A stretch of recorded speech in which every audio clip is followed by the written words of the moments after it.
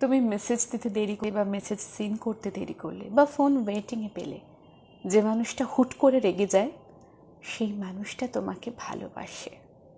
যে মানুষটা সারাক্ষণ তোমার সাথে কথা বলার জন্য ছটফট করতে থাকে, রাত জেগে থাকে, তোমাকে নিয়ে ভাবতে থাকে, স্বপ্ন দেখে, একটু আড়াল হলেই ফোন করে কিংবা অস্থির হয়ে যায়, সেই মানুষটাকে যদি ভুল ভাবো তাহলে তুমি তার যোগ্য হতে পারোনি। যে যাকে যখন চায়, যে মুহূর্তে চায়, যে সময়ে চায়, ঠিক সেই সময় মানুষটাকে না পেলে রাগ হয়, অভিমান হয়। আর তখন তুমি যদি তার অভিমান কিংবা রাগটাকে গ্রহণ করতে না পারো, উল্টে তার সাথে রাগারাগি করো, তাহলে তুমি তাকে ভালোবাসতে পারোনি।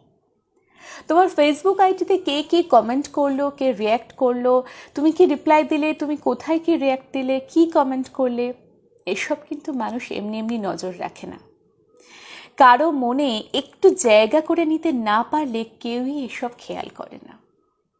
নিজের মানুষটাকে কেউই এক মুহূর্তের জন্য হলেও আড়ালে দেখতে চায় না। সবসময় চায় প্রতিটা মুহূর্ত এই মানুষটা একান্ত নিজের হয়ে থাকুক, তার জন্য অপেক্ষা করুক, তাকে নিয়ে একটু ভাবুক। মানুষটা যেন একান্ত নিজের হয়, যার সাথে থাকবে না অন্য কারোর যোগাযোগ। এত মানুষ থাকার পরও কেউ একজন তোমার উপর রাগ অভিমান করে, আর এটা যদি তুমি বুঝতে না পারো কিংবা বুঝেও যদি না বোঝার ভান করে থাকো, তাহলে দেখবে কোনো একদিন মানুষটা তোমার উপর রাগ অভিমান করছে না, মানুষটা বদলে গেছে। মানুষ তখনই বদলে যায় যখন সে তার রাগ অভিমানের মূল্য পায় না।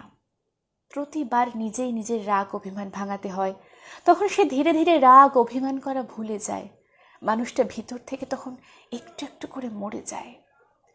এত মানুষের ভিড়ে কেউ তোমার উপর অধিকার খাটাচ্ছে, তোমাকে চোখে চোখে রাখছে, তোমার ভুল ত্রুটি বলে দিচ্ছে, আর এইসব যদি তোমার বিরক্ত লাগে তাহলে তুমি তার ভালোবাসা পাওয়ার যোগ্যতা অর্জন করতে পারোনি। তাই নিজের কাছের মানুষটাকে মূল্য দাও, নয়তো দেখবে কোনো একদিন এই বিরক্তিগুলো খুব মিস করবে। যখন কেউ রাগ অভিমান করবে না কিংবা অধিকার দেখাবে না, সেদিন বুঝবে তুমি কি পেয়ে কি হারালে। সেদিন সব ঠিক থাকবে, শুধু সেই মানুষটা আর তোমার থাকবে না।